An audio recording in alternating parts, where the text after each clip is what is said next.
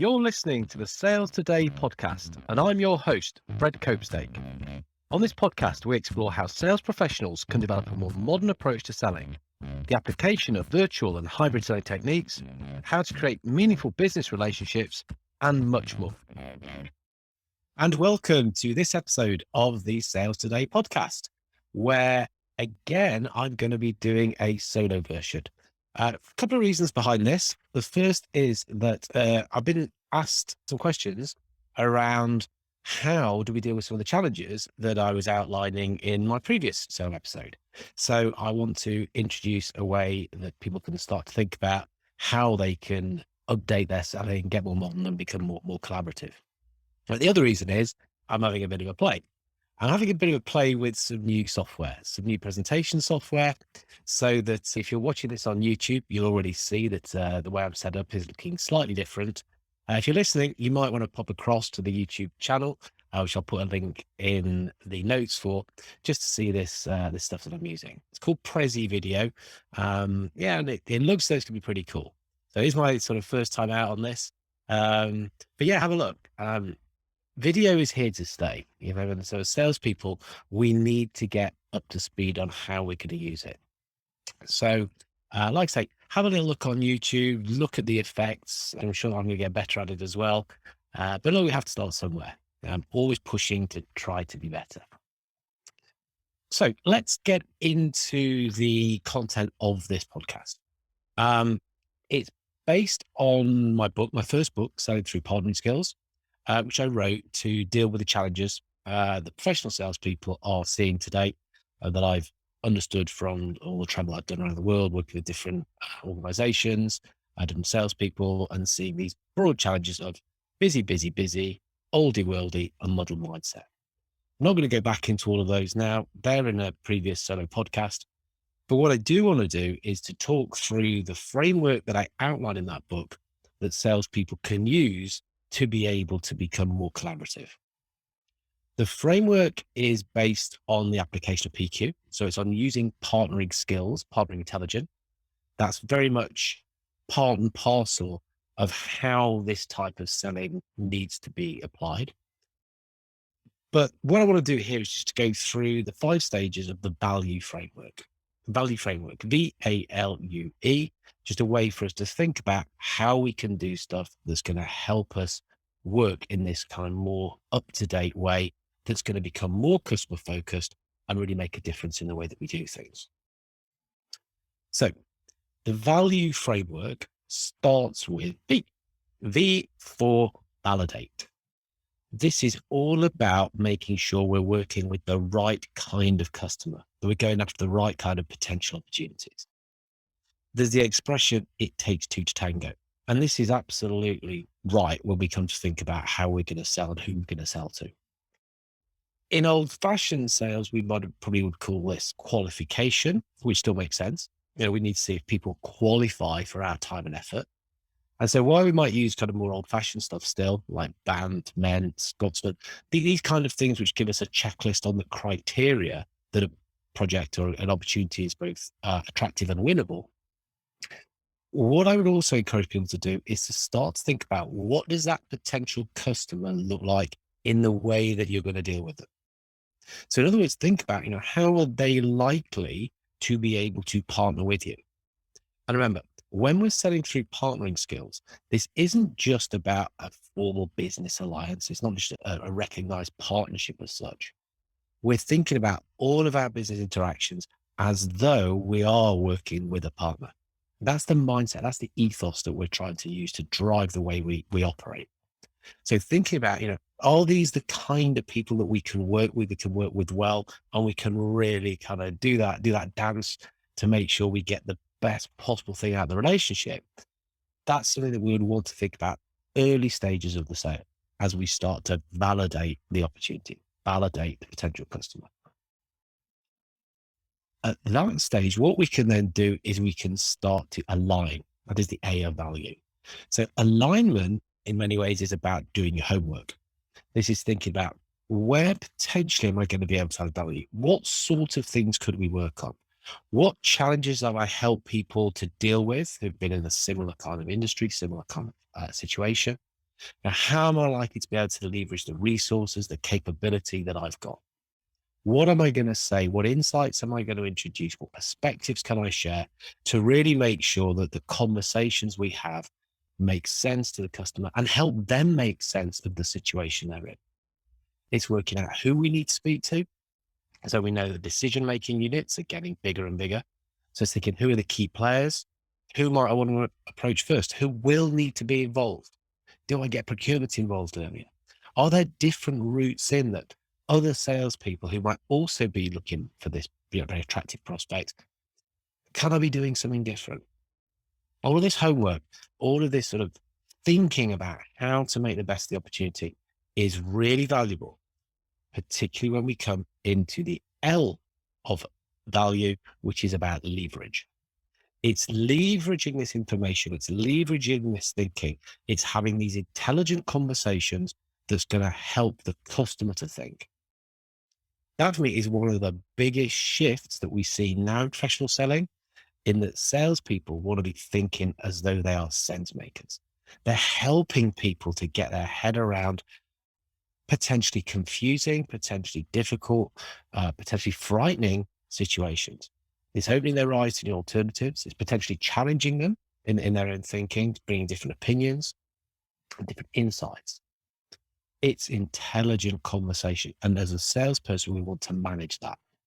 So as I've already said, that's based in having great homework, great research, but then knowing how to structure a sales meeting, how to structure the call, how to keep those conversations flowing, add pieces of information in without moving into full-on presentation mode.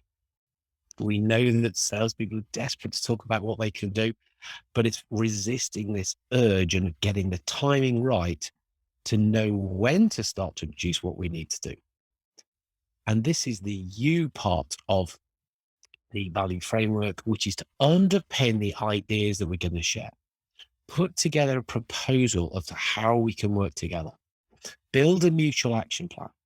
Develop a presentation that lays this out clearly, that puts the customer at the heart of what it is that you're talking about. Forget all the logo slides, the maps of the world, all this sort of stuff that's too self-centered. Build what it is you're going to say around the customer, what it is that you can do for them. I like to think of this as a three-legged stool. The three legs of the stool are resonate, differentiate, and substantiate. Resonate. We've got to be on the same wavelength as them. It's got to make sense to them. We've got to be able to be talking about things that they're going to be interested in because they understand it's about them. This is where all that time we've spent in having those intelligent conversations really comes into play.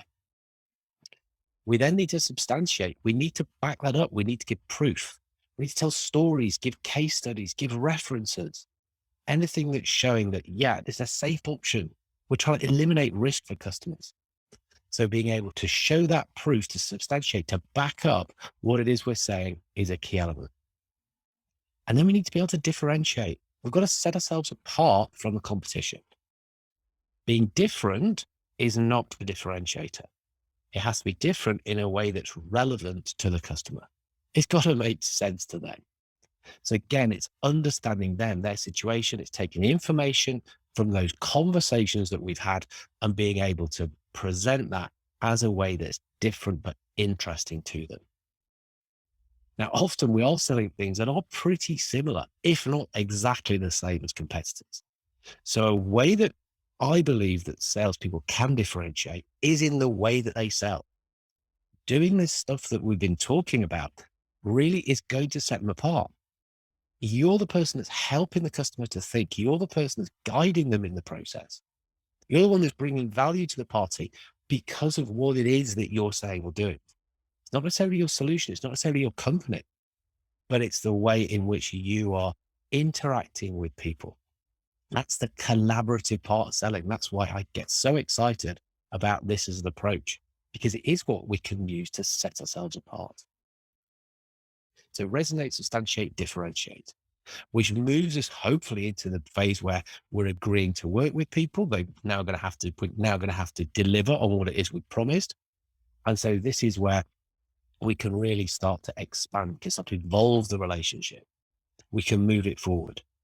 We make sure we do what we're saying we're going to do. And then we have discussions about how we can make this better, how we can grow, how we can continue to collaborate, to co-create, and to move things forward. Often takes the form of a quarterly business review.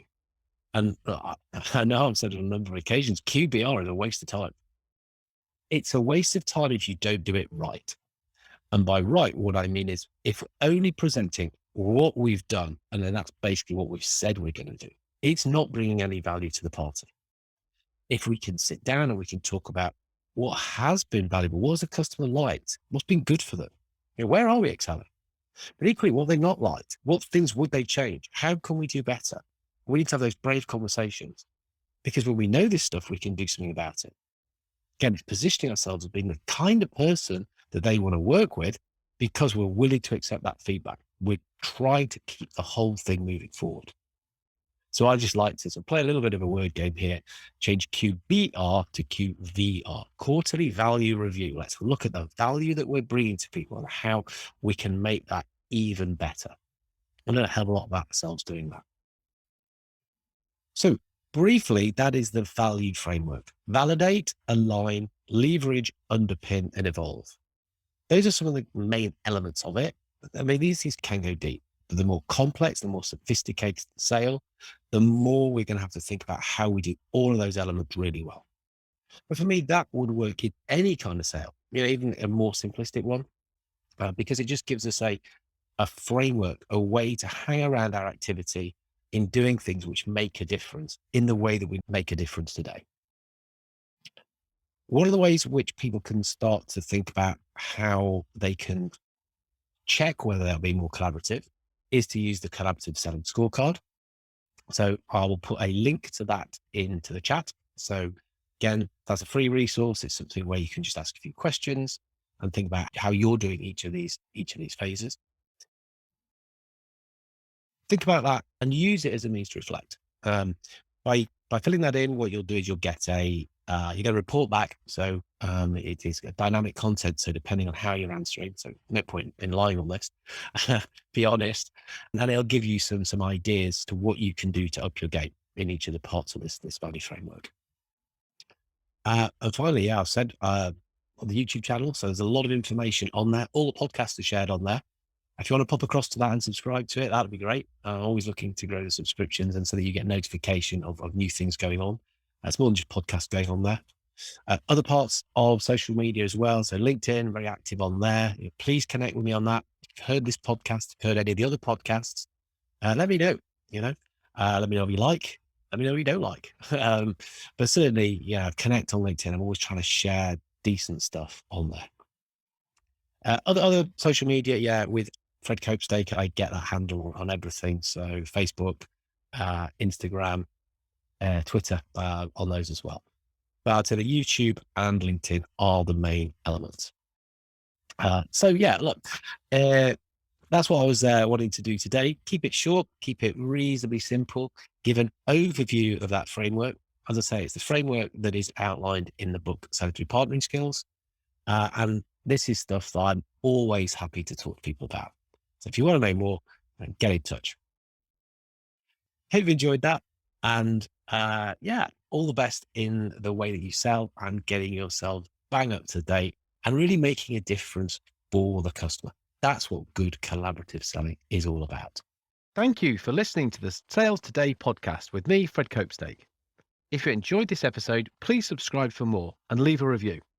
If you didn't like it, also leave a review. It's all about feedback and learning.